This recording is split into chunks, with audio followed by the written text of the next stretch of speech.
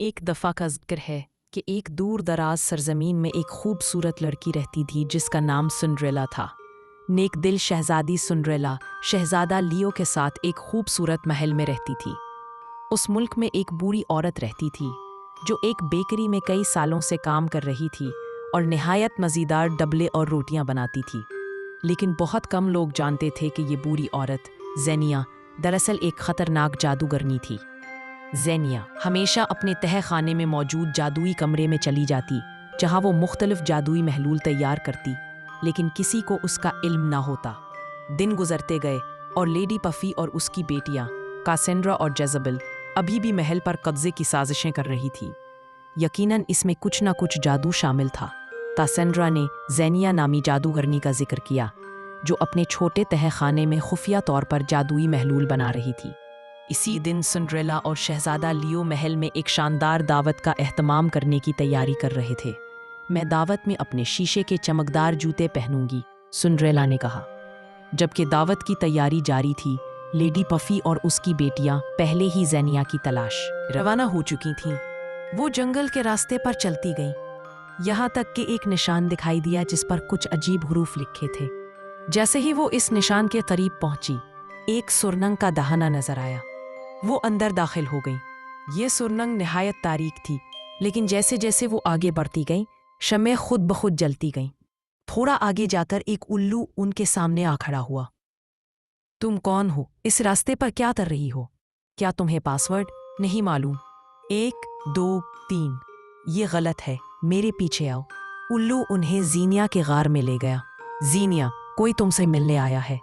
زینیا ایک بڑی کالی ٹوپی پہنے نمودار ہوئی اور ٹوپی اٹھا کر اپنا چہرہ دکھایا۔ کمرے میں کئی جادوئی شیشیاں، دیگچیاں اور چمچ پڑے تھے۔ مختلف جڑی بوٹیاں، پودے اور چھوٹے چمگادڑ فضا میں اڑ رہے تھے۔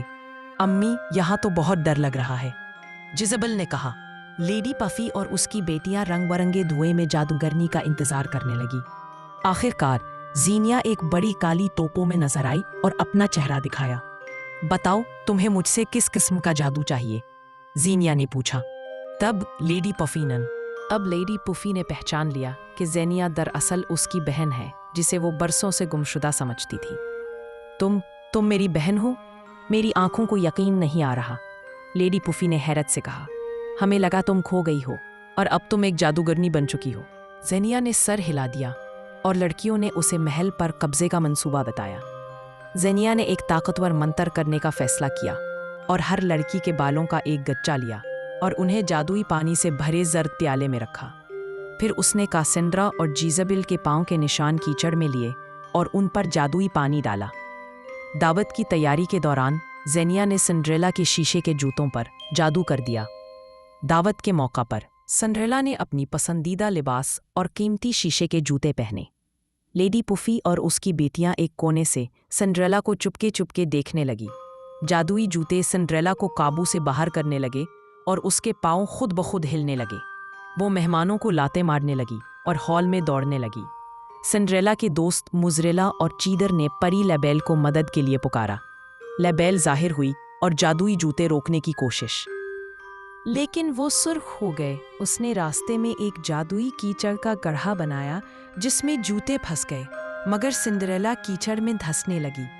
بچاؤ لیابل، میں ڈوب رہی ہوں، سنڈریلا چلائی۔ لیابل نے سنڈریلا کو پر دیے اور وہ اڑ کر کیچڑ سے نکل آئی۔ پھر لیابل نے اسے نئے جوتے دیے اور وہ واپس محل آ گئی۔ سنڈریلا بہت خوش تھی کہ وہ اپنے دوستوں کے ساتھ دوبارہ مل گئی۔ لیڈی پفی اور اس کی بیٹیوں کو اندازہ ہو گیا کہ ان کی سازش ناکام ہو چکی ہے اور وہ دعوت چھوڑ کر چلی گئی۔ بچوں کی جیت ہمیشہ ہوتی ہے، مجھے یہ سخت ناپسند ہے، لیڈی پفی چلائی۔ سنڈریلا اپنے خاندان کے ساتھ ہنسی خوشی رہنے لگی۔ پاس بٹھا الو سب دیکھ رہا تھا۔ اس نے زینیا کو جا کے بتایا، زینیا، تمہارا جادو ناکام ہو گیا ہے۔ زینیا غصہ میں بولی، ایسا نہیں ہو سکتا،